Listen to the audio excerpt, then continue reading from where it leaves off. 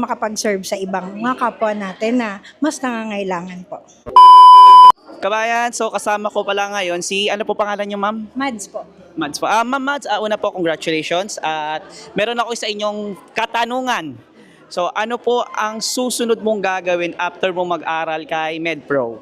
Ang susunod na gagawin ko is, kung loloobin ng Diyos, kung may pagkakataon na may hiring sa ibang tawag dito, sa ibang hospital at pwede naman tayo mag-apply, why not?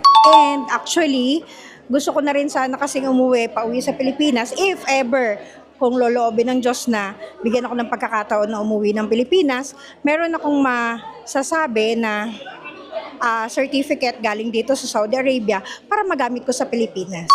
Ayun lang naman. Ma'am, may katanungan ako. If ever lang, ano pinakapangarap mo na pasukan na hospital? Ang gusto kong pasukan ng hospital dito, Andalusia. Andalusia. Maganda kasi talaga doon. Bakit po sa Andalusia? Napakalinis at the same time, mababait yung bawat empleyado sa Andalusia. Ma'am, kung halimbawa naman sa Pilipinas, ano naman po yung pinakapangarap niyo po na pasukan na hospital?